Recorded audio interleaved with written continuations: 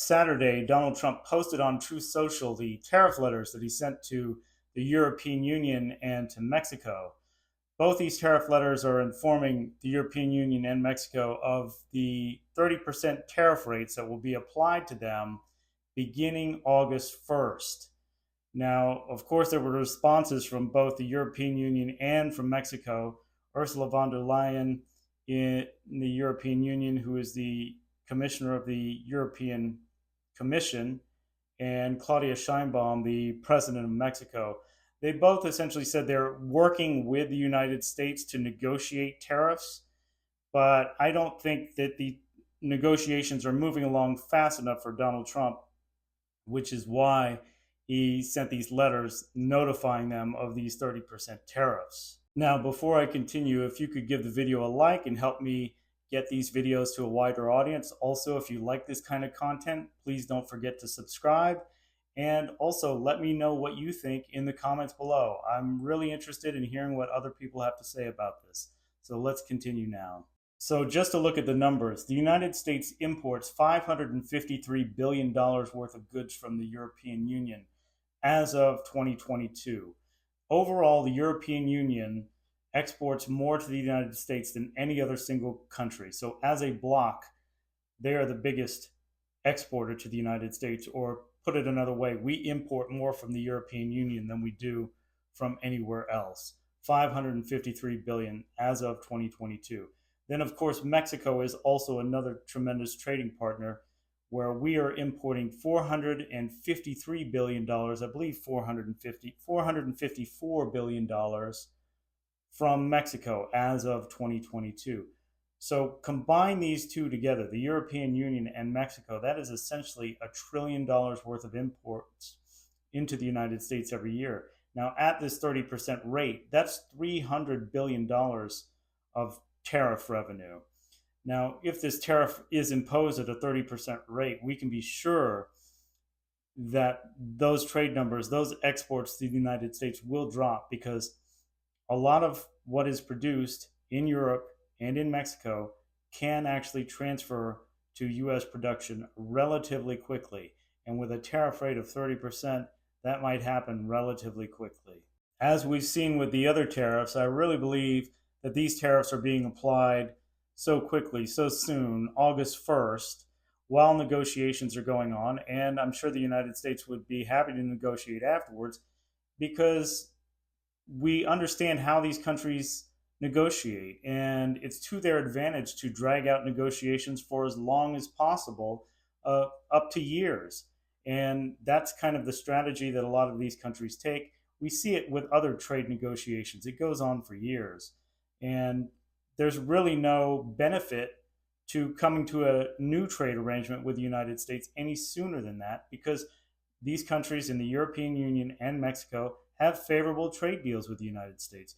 You have to think about the fact that the United States has essentially had a free trade policy for the past 40 years.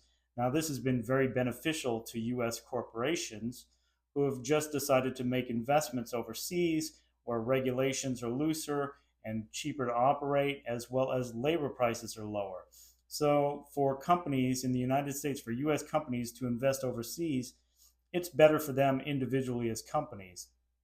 However, we've seen over the past 40 years, what it has actually done is hollowed out all kinds of industries in the United States. And this is because these corporations, US corporations, have been given even additional incentives from other countries to locate their production in those other countries. All kinds of subsidies and tax benefits, tax credits, and so on. And this is because countries around the world have targeted high productivity industries that they want to have in their countries, so that they can export these around the world. Because a lot of other countries around the world are generally low productivity in what they're doing at home when it comes to their domestic industries, because they're not really, when you look at the philosophies that run a lot of other countries, there's a lot of social welfare going on, there's a lot of regulation in domestic markets. And so their domestic markets and domestic industries remain very inefficient and non-productive. and they get a mercantilist policy so that they can put money into these industries via tax credits and subsidies, and they'll have a high productivity industry for export. And that is why these countries are so dependent on exports, because they have a high productivity industry centered on exporting. They have to get more and more exports to raise the income coming into their country. They generally need dollars, and they generally have lower productivity income industries domestically. So this helps them improve their economies. The United States doesn't really operate that way. The United States has high productivity industries domestically and for export. And we're not reliant on exports the way other countries are reliant on exports. You might be tempted to think that all the trade troubles in the world are centered on the United States, but that's not exactly true. One of the things we don't really hear much about in the United States is that the European Union is essentially having the same issues with China that the United States is having with China and the United States is having with the European Union.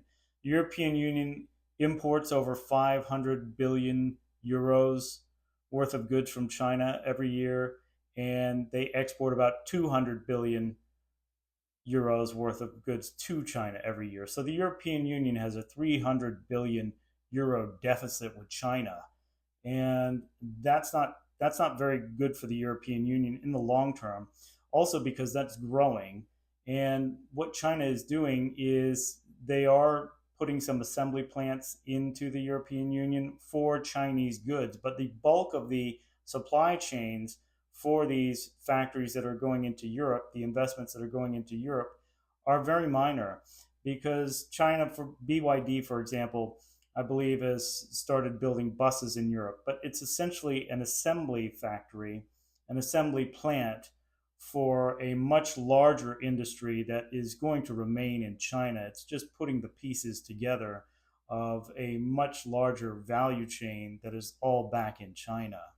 And it's not just electric buses, it's electric vehicles, it's electronics, it's consumer goods of all types. And the European Union is looking to put tariffs on these things because they're flooding into Europe very cheaply and undermining European industry. So, in retaliation for that, China is tariffing things like brandy. Well, that's really not a big deal. Speaking for the European point of view, I think if Europe already has expensive energy because of what they've done concerning their energy policy, green policy, pipelines, all the stuff that has gone on over the past few years, Europe needs to do as much as they can to preserve the industry that they have, because China will take it all and Europe will be left impoverished without any high productivity industries.